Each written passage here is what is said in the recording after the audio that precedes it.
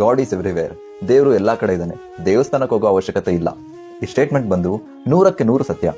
ಆದ್ರೆ ಒಂದ್ ಕಂಡೀಷನ್ ಇದೆ, ಎಲ್ಲಾ ಕಡೆ ದೇವರನ್ನ ನೋಡೋಕೆ ಒಬ್ಬ ಶುದ್ಧ ಭಕ್ತನೇ ಆಗಿರ್ಬೇಕು ಅಂತ. ಹಿಸ್ಟ್ರಿಗೆ ಹೋದ್ರೆ ಇದನ್ನ ಪ್ರೂಫ್ ಸಮೇತ ಡೆಮಾನ್ಸ್ಟ್ರೇಟ್ ಮಾಡಿದ ಒಬ್ಬ ಗ್ರೇಟ್ ಪರ್ಸನಾಲಿಟಿ ಇದ್ದಾರೆ, ಅವರೇ ಭಕ್ತ ಪ್ರಹ್ಲಾದ್ ಮಹಾರಾಜ್. ಯಾವಾಗ ಹಿರಣ್ಯಕಶಿಪುವಿನ ಮಾತನ್ನ ಪ್ರಹ್ಲಾದ ಕೇಳೋದಿಲ್ಲ, ಇಮಿಡಿಯೇಟ್ಲಿ ರಾಕ್ಷಸರಿಗೆ ಅವನು ಆರ್ಡರ್ ಮಾಡ್ತಾನೆ, ಇವನನ್ನ ಕರ್ಕೊಂಡೋಗಿ ಕೊಂದಾಕಿ ಅಂತ. ಅವರು ಸುಮಾರು ರೀತಿನಲ್ಲಿ ಪ್ರಹ್ಲಾದನನ್ನ ಕೊಲ್ಲೋಕೆ ಟ್ರೈ ಮಾಡ್ತಾರೆ, ಆನೆಯಿಂದ ತುಳ್ಸೋಕ್ ನೋಡ್ತಾರೆ. ಆದ್ರೆ ಪ್ರಹ್ಲಾದ ಆನೆಯಲ್ಲೂ ಕೂಡ ಪರಮಾತ್ಮನನ್ನ ಕಾಣ್ತಾನೆ. ಹಾವಿನಿಂದ ಕಚ್ಚೋಕೆ ನೋಡ್ತಾರೆ, ಆಗ ಪ್ರಹ್ಲಾದ ಹಾವಿನಲ್ಲೂ ಕೂಡ ಪರಮಾತ್ಮನನ್ನ ನೋಡ್ತಾನೆ.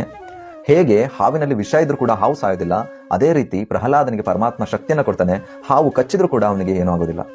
ಬೆಟ್ಟದ ಮೇಲಿಂದ ಬಿಸಾಕ್ಲಿಕ್ಕೆ ಹೋಗ್ತಾರೆ, ರಾಕೆ ಕೃಷ್ಣ ಮಾರೇಕೆ, ಮಾರೇ ಕೃಷ್ಣ ರಾಕೆಕೆ ಅನ್ನೋ ತರ ಕೃಷ್ಣ ಯಾರನ್ನಾದ್ರೂ ರಕ್ಷಿಸ್ಬೇಕು ಅಂತ ಅನ್ಕೊಂಡ್ರೆ ಅವ್ರನ್ನ ಯಾರು ಕೂಡ ಸಾಯಿಸ್ಲಿಕ್ಕೆ ಆಗೋದಿಲ್ಲ. ಅದೇ ರೀತಿ ವಿಷ್ಣುನೇ ಬಂದು ಅವನನ್ನ ಕಾಪಾಡ್ತಾನೆ. ಆಹಾರದಲ್ಲಿ ವಿಷವನ್ನ ಕೊಟ್ಟು ಸಾಯಿಸಕ್ ಹೋಗ್ತಾನೆ, ಆಗ ಪ್ರಹ್ಲಾದ ಇಮಿಡಿಯೇಟ್ಲಿ